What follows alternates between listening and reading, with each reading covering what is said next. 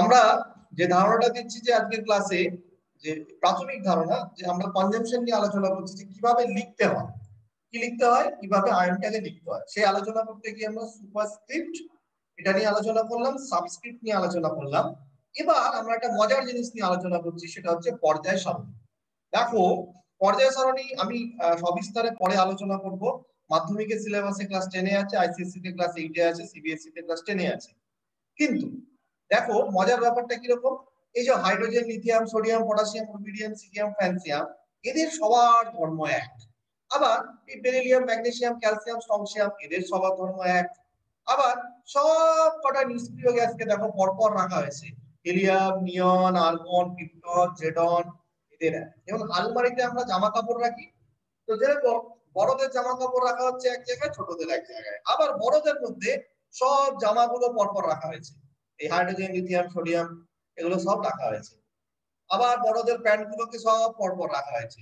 আবার মহিলাদের শাড়িগুলোকে সব পরপর রাখা হয়েছে, মহিলাদের চুড়িদার গুলোকে সব পরপর রাখা হয়েছে। এই রকম ভাবে অর্গানাইজ ভাবে রাখা, বা আমরা বই রাখে দেখেছি যে গল্পের বইগুলো পরপর পরপর রাখা, তাই না? আবার দেখা যাচ্ছে সাহিত্যের বইগুলো পরপর পরপর রাখা হয়েছে, বিজ্ঞান ফিকশনের বই পরপর রাখা হয়েছে। ওষুধের দোকানে গেলে দেখি এ দিয়ে যেগুলো লেখা আছে সেইভাবে একটা অ্যাসেন্ডিং অর্ডার, ডিসেন্ডিং অর্ডারে রাখা থাকে, নাহলে এত ওষুধ মাথা খারাপ হয়ে যাবে খোঁজার জন্য। কিন্তু ওরা ঠিক খুঁজে বার করে। ওরা যে টেকনিকটা ব্যবহার করে, সেই টেকনিকটা তোমরা গ্রামারে অনেকে পড়েছো বা করোনি আমি জানি না, সেটা হচ্ছে অ্যালফাবেটিক্যাল অর্ডার বলে। অ্যালফাবেটিক্যাল অর্ডার, হ্যাঁ স্যার জানি। হ্যাঁ, অ্যালফাবেটিক্যাল অর্ডারে ওরা কিন্তু রাখে। এ হয়ে গেল, যেমন ডিকশনারি কিন্তু অ্যালফাবেটিক্যাল অর্ডারে থাকে। এর পরে পরপর পরপর এ দিয়ে শব্দ, তারপরে বি, তারপর সি, তারপর ডি, অর্থাৎ এ বি দিয়ে পরপর শব্দ, এ সি দিয়ে পরপর শব্দ, এ ডি দিয়ে পরপর শব্দ, এইভাবে কিন্তু সামগ্রিকভাবে করা হয়। ঠিক এটাও তাই। দেখো প্রথমে যে মৌলগুলো আছে, এদের একটু মজার গল্প করে বলছি। লিথিয়াম, লিথিয়ামের পরমাণু ক্রমাঙ্ক 3, তাহলে ইলেকট্রনিক কনফিগারেশন কত? 2 আর 1। দেখো সর্ববহিস্থ কক্ষে একটা ইলেকট্রন, হাইড্রোজেনের একটা ইলেকট্রন। সোডিয়াম 2 8 1, সর্ববহিস্থ কক্ষে কটা ইলেকট্রন? একটা। পটাশিয়াম 2 8 8 1, সর্ববহিস্থ কক্ষে কটা ইলেকট্রন? একটা। একটা। রুবিডিয়ামের ক্ষেত্রে 2 8 8 করে করে দেখবে লাস্টে একটাই হচ্ছে। আবার দেখো বেরিলিয়াম 2 2, সর্ববহিস্থ কক্ষে কটা ইলেকট্রন? দুটো। ম্যাগনেসিয়াম 2 8 2, কটা ইলেকট্রন? দুটো। দুটো। ক্যালসিয়াম 2 8 8 8 2, সর্ববহিস্থ কক্ষে কটা ইলেকট্রন? আরে এটা মজার ব্যাপার, এখানে যারা আছে এদের সবার যোজ্যতা এক। বেরিলিয়াম, ম্যাগনেসিয়াম, ক্যালসিয়াম যারা আছে সবার যোজ্যতা 2। আবার এইখানে এই যে বোরন আছে, অ্যালুমিনিয়াম আছে, বোরন মানে কত? 5। তাহলে ইলেকট্রনিক কনফিগারেশন কত? 2 আর 3, তাই না? তাহলে দেখো বোরনের 3 হচ্ছে, তার নিচে অ্যালুমিনিয়াম, ওরও 3। কি করে? 2 8 3 মিললো, মেলাবেন, তিনি মেলাবেন। সব কটাতেই কিন্তু ঠিক এরকম ভাবে আছে, প্রত্যেকটাতে। তারপরে 6, তাহলে 2 4, সিলিকন 2 8 4, বুঝতে পারছি? নাইট্রোজেন 7, 2 আর 5, তাহলে ফসফরাস 2 8 5, অক্সিজেন 8, 2 8 6, সালফার 2 8 6, ক্লোরিন 9, 2 7, সর্ববহিস্থ কক্ষে কটা ইলেকট্রন? 7টা। ক্লোরিনের কটা? 2 8 7, কটা ইলেকট্রন? 7টা। এবার এদেরকে দেখো, এই ভদ্রলোকদের সর্ববহিস্থ কক্ষে সব ইলেকট্রন পূর্ণ, এদের আর খিদে নেই, পুরো পেট ভর্তি হয়ে গেছে, সেজন্য এরা কারোর সাথে রিঅ্যাকশন করে না। এদের বলা হয় নিষ্ক্রিয় গ্যাস। এদের বলা হয় নিষ্ক্রিয় গ্যাস বা ইনার্ট গ্যাস। যেমন হিলিয়াম 2টো, নিয়নের 2 8, সর্ববহিস্থ কক্ষে কটা ইলেকট্রন? 8টা। তাহলে এদের অষ্টপূর্তি হয়ে গেছে। আর্গনের কত? 2 8 8, তাহলে এরও অষ্টপূর্তি হয়ে গেছে। প্রত্যেকটা মৌলের সর্ববহিস্থ কক্ষে এই উপর থেকে নিচে যখন নামছি সবার 8টা ইলেকট্রন, সেই জন্য এদের বলা হয় নিষ্ক্রিয় গ্যাস বা ইনার্ট পেয়ার। এদেরকে ইনার্ট গ্যাস বলা হয়। বুঝতে পারছি? হ্যাঁ স্যার। হ্যাঁ স্যার বুঝতে পারছি। বলি, এই যে গ্রুপ নাম্বার 1 আর 2, এরা সবাই ধাতু। আর এই 3 থেকে 8 সবাই অধাতু, 1 2 সবাই ধাতু, আর 3 থেকে 8 সবাই অধাতু। এটা কিভাবে কাজে লাগবে আমি তোমাদের আবার পরে পড়াবো, এটা নিয়ে আলোচনা করব। যখন আমরা একটা মৌল লিখি H2O, সোডিয়াম ক্লোরাইড, আগে সোডিয়াম পরে ক্লোরিন, আগে ধাতু পরে অধাতু। সবাই ইলেকট্রো পজিটিভ, যে বেশি ধনাত্মক তাকে আগে লিখবো, যে ঋণাত্মক তাকে পরে লিখবো। তাহলে দেখো এই যে ধাতুগুলো আছে তারা সবাই কি ধরনের আয়ন তৈরি করে? Li+, Na+, A+। বেরিয়ামের ক্ষেত্রে কি হয়? Be2+, Mg2+, Ca2+, strontium 2+, Ba2+। কেন? সর্ববহিস্থ কক্ষে কটা ইলেকট্রন? দুটো। তাহলে বোরন কি করবে? B3+, Al3+, Ga3+। সি কি করবে? C4+, Si4+। N কি করবে? আর প্লাস হবে না, এবার মাইনাস হবে, চারটের বেশি হয়ে গেছে। এবার ও ইলেকট্রন নেবে, বলে অনেক হয়েছে আমি আর ছাড়বো না, এবার আমি নেব। তাহলে 8টা আছে, কটা লাগবে? 5টা আছে, 3টে ইলেকট্রন লাগবে। সেজন্য N3-, P3-, oxygen 2-, sulphur 2-, fluorine 1-, মানে ফ্লোরিন একটা, Cl1-, মানে মন তো আমরা লিখি না Cl-। আর নিয়নের ক্ষেত্রে 0, আর্গনের ক্ষেত্রে 0, আয়ন ওরা হয় না, ওদের আয়ন ফর্মেশন হয় না। বুঝতে পারছো? হ্যাঁ স্যার। হ্যাঁ স্যার বুঝতে পারছি। হ্যাঁ স্যার বুঝতে পারছি। কত পিরিয়ডিক টেবিল যে জেনে যাবে তার মধ্যে কত মজা আছে বলো তো। আমি তোমাদের ক্যালসিয়াম অব্দি পড়িয়েছি, ভালো করে দেখো, পরপর আছে সব। আবার আমি তোমাদের উপর থেকে নিচে পড়ালাম, এবার বাঁ দিক থেকে ডান দিক দেখো। 3 4 5 6 7 8 9 10 11 12 13 14 15 16 17 18 19 20 একদম পরপর লেখা আছে, একদম পরপর। Lithium, beryllium, boron, carbon, nitrogen, oxygen, fluorine, neon একদম পরস্পর পরস্পর কিন্তু লেখা আছে। তাহলে যে একটা জানবে সে কিন্তু সব পরপর পরপর বলে দিতে পারবে, আর তার প্রপার্টি বলে দিতে পারবে, তার যোগ্যতা বলে দিতে পারবে, তার ধর্ম বলে দিতে পারবে। যে ইন্ডিয়াতে যে থাকে, পশ্চিমবঙ্গে যে থাকে, সে ভেতো হয়, ভাত খায়, একটু মোটা সোটা হয়, লালটুস হয়, জল ভালো খায় ভালো। আর যে দিল্লিতে থাকে রুক্ষ সূক্ষ্ম হয়, রাজস্থানে থাকে রুক্ষ সূক্ষ্ম হয়। কেন? সেখানে ওয়েদারটাই সেরকম, সেখানে বৃষ্টি কম, রুক্ষ ওয়েদার, সূক্ষ্ম ওয়েদার। তাহলে পর্যায় সারণী দেখে আমরা বলে দিতে পারবো কে ধাতু কে অধাতু, কে বিক্রিয়া করবে কে বিক্রিয়া করবে না, কে নিষ্ক্রিয় কে সক্রিয়, কার যোগ্যতা কত আর কার যোগ্যতা নেই। বুঝতে পারছি? হ্যাঁ আচ্ছা, হ্যাঁ স্যার। ওকে। এবার দেখো আমরা এটাকে একটু স্টপ করছি। এবার দেখি বলো তো, এই যে O2- কেন হলো? O3, এটা তো O4- হলো না, কেন হলো না? কে বলবে? O2- কেন হলো? O4- কেন হলো না? সোহানা সুলতানা বলতে পারবে? হাত তোলো, কে বলতে পারবে? স্যার আরেকবার বলুন স্যার কোশ্চেন। আবার বলছি, ফ্লোরিন মাইনাস লিখছি কিন্তু ফ্লোরিন 2- কেন লিখছি না? এটা লিখছি, এটা কেন লিখছি না? কে উত্তর দেবে? শাহরিয়ার সরকার। পাঁচুর থেকে কে উত্তর দিচ্ছ না? আচ্ছা, মারিয়া করে, মারিয়া আব্দুর রহমান, আব্দুর রহমান বলো। স্যার একটা ইলেকট্রন বর্জন করেছে। কিন্তু কেন একটা করলো, দুটো কেন করলো না?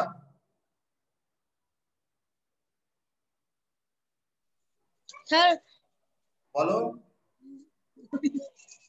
বর্জন কেন? একটা ইলেকট্রন তো গ্রহণ করবে। হ্যাঁ স্যার গ্রহণ করবে তো। হ্যাঁ স্যার গ্রহণ করবে।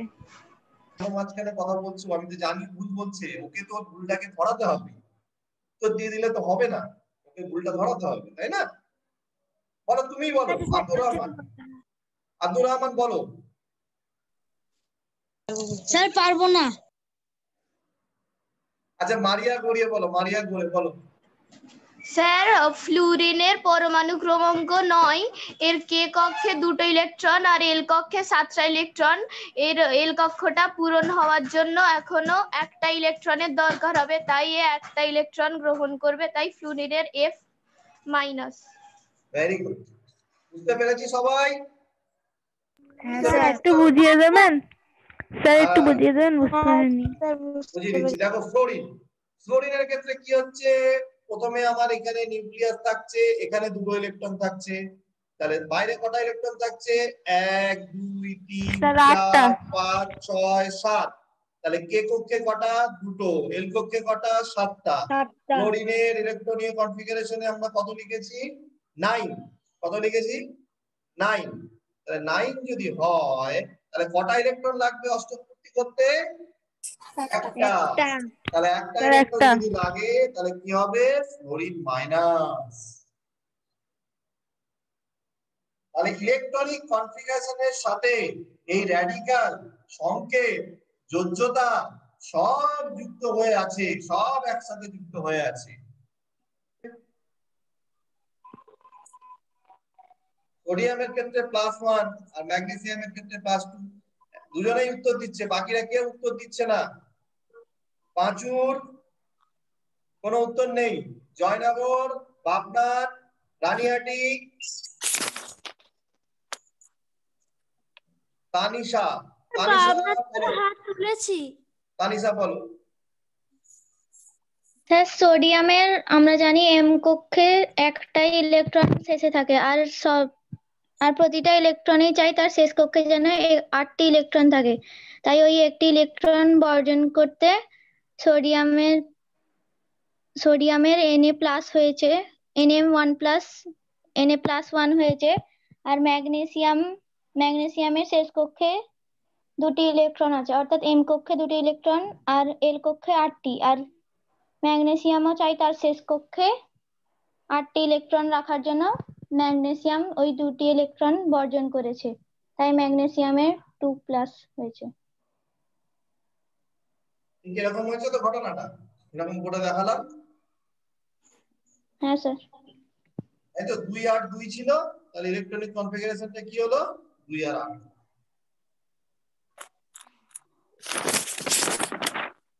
বিজ্ঞানের পড়ার প্রথম শর্ত হচ্ছে বিজ্ঞান মনস্ক মন তৈরি করতে হবে, অনুসন্ধিৎসু মন তৈরি করতে হবে। কেন হচ্ছে গভীরে ঢুকতে হবে, শুধুমাত্র মুখস্থ করার নাম বিজ্ঞান নয়। একটা ইলেকট্রন K+ হচ্ছে, K2+ হচ্ছে। আমার প্রশ্নটা এখানটাতে, পটাশিয়াম একটা প্লাস কেন হলো? একটা ইলেকট্রন কেন ছাড়লো? 2টো ইলেকট্রন কেন ছাড়লো? আমি বলবো কি? না, যে বলছে সেই বলো, তুমি চেষ্টা করো, তুমি পারবে। যে জানি, চেষ্টা করো। স্যার দাঁড়ান। বসলে হবে না, দাঁড়াতে হবে, তাই তো? না স্যার। আচ্ছা বলো। স্যার পারবো না, বুঝতে পারিনি। জিশান পারবে, জিশান উত্তর দাও।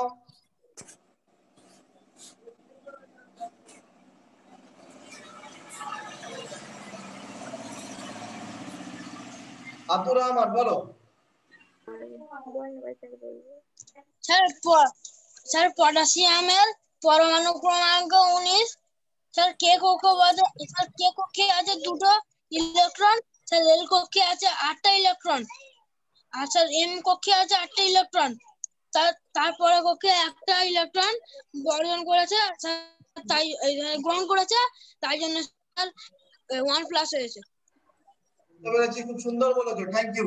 দেখো আব্দুর রহমান আগের বার পারলো না, কিন্তু এবার সাহস করলো, বিসমিল্লাহির রহমানির রহিম, দেখো এবারে পারলো।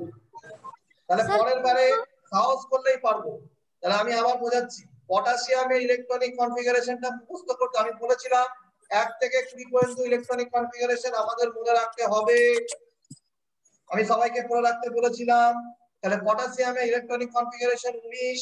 তার মানে আমি সংক্ষেপে লিখতে পারি, প্রথম কক্ষে 2, পরের কক্ষে 8, পরের কক্ষে 8, তারপরে কক্ষে 1। 8 8 1। স্যার 19টা কোথা থেকে এলো? 19টা পরমাণু ক্রমাঙ্ক। পরমাণু ক্রমাঙ্ক। এবার এখান থেকে আমার একটা ইলেকট্রন বেরিয়ে গেল, কারণ সর্ববস্তু কক্ষে 8খানা ইলেকট্রন সে চায়। তাহলে সর্ববস্তু কক্ষে 8টা ইলেকট্রন চাই মানে K+ হয়ে গেল। বুঝতে পারছি সবাই? হ্যাঁ স্যার। আগের বারে আমি যখন এখানে লিখলাম বুঝতে পারছি। তোমরা তো কেউ বললে না স্যার আপনি এখানে ভুল লিখেছেন। যোগ খোলা রাখতে হবে।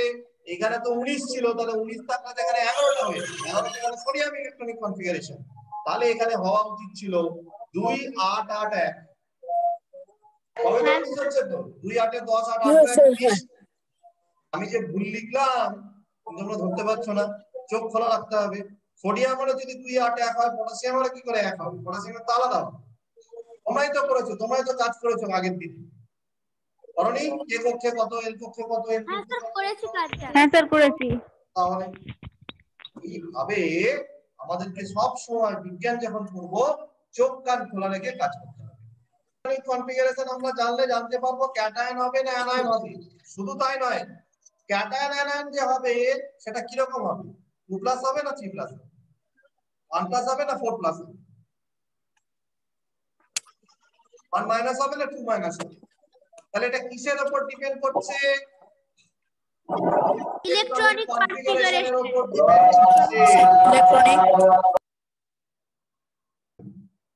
একটা করে আয়নের সঙ্গে একটা আয়নের মধ্যে দুটো পরমাণু ঢুকে থাকবে, অর্থাৎ একাধিক পরমাণু অথবা বিভিন্ন মৌলের পরমাণু জোটবদ্ধ অবস্থায় কখনো আয়ন দুটি অবস্থান করে, তখন সাধারণভাবে তাদের মূলক বলা হয়। আবার বলছি, কখনো কখনো মৌলের এক বা একাধিক পরমাণু অথবা বিভিন্ন মৌলের পরমাণু জোটবদ্ধ অবস্থায় আয়ন রূপে থাকে, তখন সাধারণত তাদের মূলক বলে। এবং জোটবদ্ধ অবস্থাতেই এরা কেমিক্যাল রিঅ্যাকশন বা রাসায়নিক বিক্রিয়াতে অংশগ্রহণ করে।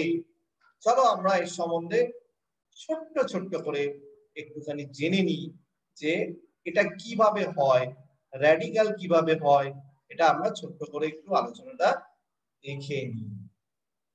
Once again, welcome back to my channel. Today we will be discussing about radical. Now, what is radical? Here is a picture representing NH4+. Here they are not standing separately as separate elements, that is nitrogen and hydrogen, but they are placed very close to each other as a unit with a charge symbol on the head or superscript. This is nothing but ammonium radical Can with you see the term? It's called superscript. It's named as superscript. the positive charge. Now we can define radical very easily. A radical is an atom or group of atoms of different elements chemically bounded to form a single unit with a charge. A radical is an atom or group, অর্থাৎ পরমাণু অথবা group of atoms chemically bounded to form single unit with a charge on them. Charge can be positive, charge can be negative. Radicals can also be called ions. Positive charge radical is called cations, example NH4+, and negatively charged radical is known as anions, that is OH-, which we say as hydroxide ion. How we get such formula? Just have a look. Here it is written NH4+, that is ammonium ion. Now we know it is made up of nitrogen and hydrogen. So nitrogen is having the valency -3, which we have already learned previously from the electronic configuration. And there are 4 hydrogen atoms. So Can you see this? Now again the concept of electronic configuration is needed to understand this concept of radical.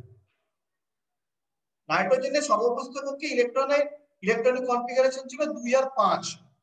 5 ছিল বলে 3টে electron দরকার, সেই জন্য N3- হচ্ছে। হাইড্রোজেনের plus হচ্ছে, তাহলে এর 3টে, এর হচ্ছে একটা।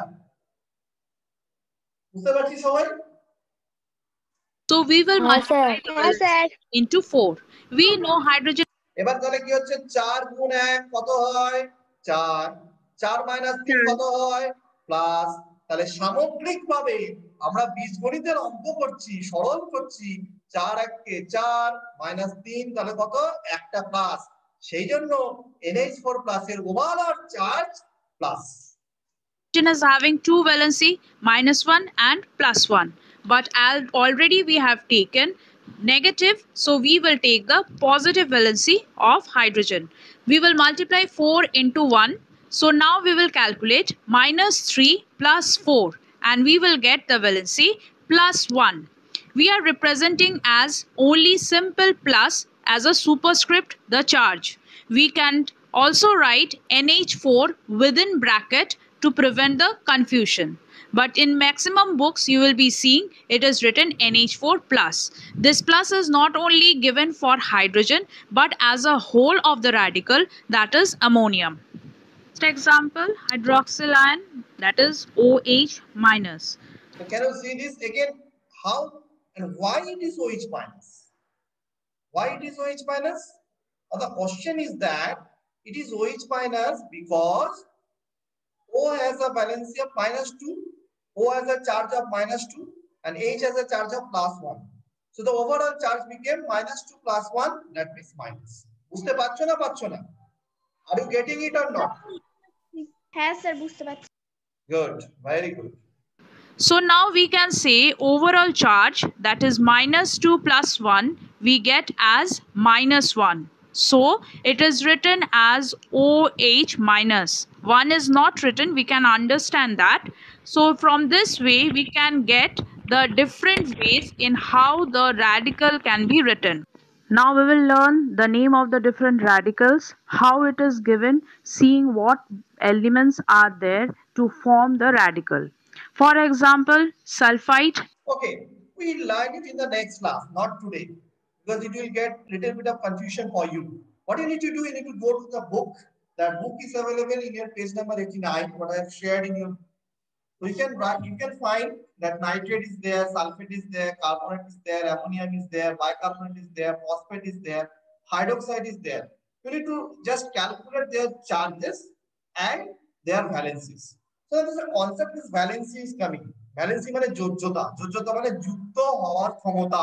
এটাকে নিয়ে আমরা পরে আরো ডিটেইলসে আলোচনা করব। কিন্তু আপাতত মাথায় রাখো সাধারণভাবে যে আমরা চার্জ বলছি, চার্জের যতগুলো চার্জ বের হচ্ছে সেটাই তার কম বেশি তাকে আমরা যোজ্যতা বলছি।